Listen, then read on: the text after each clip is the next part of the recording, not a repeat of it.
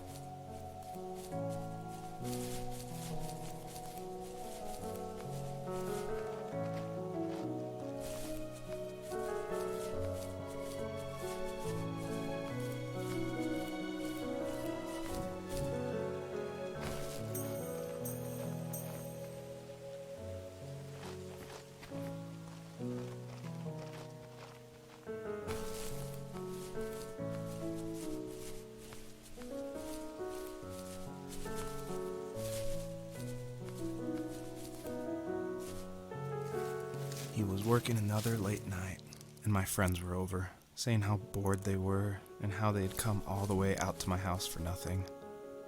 One of them mentioned how that old, ugly beyond belief truck was still in the garage, and how we should take it for a spin. I was only 15, so I kind of fought it for a while. The next thing I knew, we were careening around the mountain path, rocks spitting onto the sides of the cliff, while my dad's cringeworthy bluegrass blared out the speakers. I drove while my friends were in the back of that yellow and purple truck, throwing beer bottles and trash at anything remotely interesting.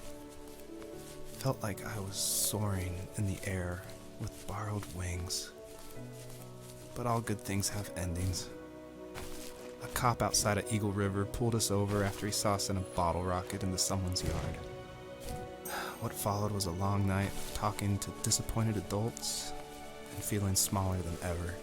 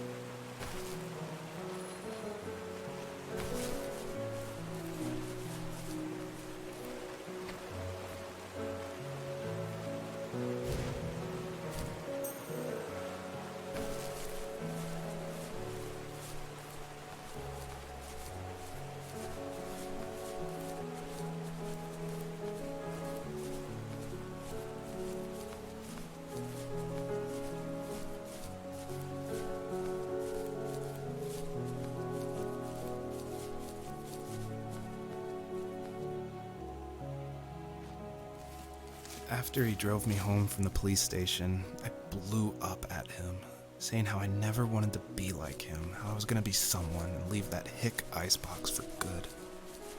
He just looked forward at the road with tired eyes. I took out that bluegrass tape from the cassette deck and chucked it out the window. In my sage teenage wisdom, I thought I had proved the ultimate point, but my dad had a different idea.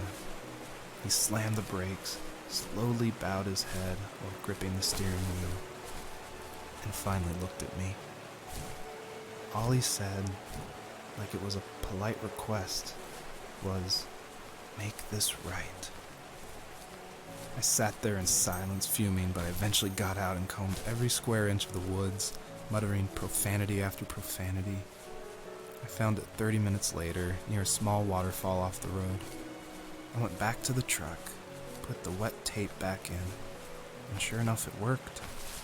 We didn't speak another word to each other the rest of the night. Wow, I knew you were a crazy teenager, but It's hard to believe, isn't it? It surprises me too. It's like I didn't really know who that kid was back then. I bet my dad thought the same thing over and over. It's almost like he was saying, "Make this right," to himself, more than to me.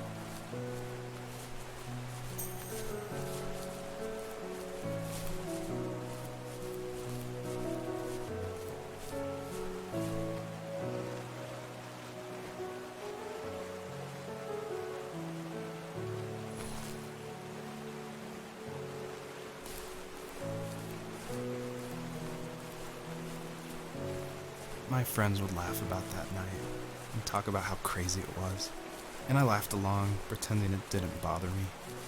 But it did. I imagined my friends growing old in the bush, unable to find that thrill in those godforsaken ice fields. It's like those mountains were a literal wall, keeping me from leaving, where all I would have to look forward to are lumber yards and evening beers.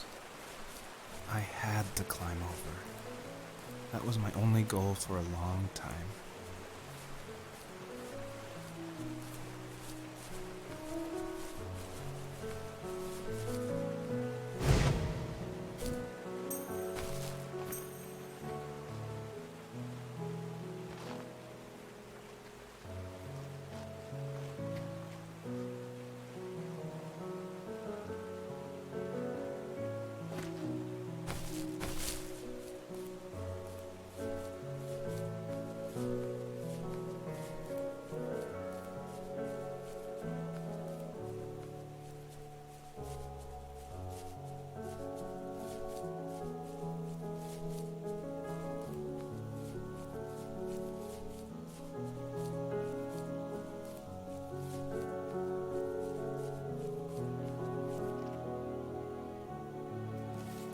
If there was some way I could take my love of drawing and turn it into a way of escape, nothing would make me happier. I wanted to create instead of tearing trees down. I wanted to move to the lower 48, not because I hated it there in Alaska, but I hated the idea of it. It's like all of that spite inside me had created this monster which followed me around my whole teenage years. I put so much energy into doing what others didn't expect of me. Why did I do that? There's one fact you're forgetting, though. If you didn't have that fire in you, we probably would have never met. You're absolutely right. Maybe the destination is all that matters in the end. But then why am I awake? Why am I seeing this fox go on her journey? And why can't I stop thinking about my dad?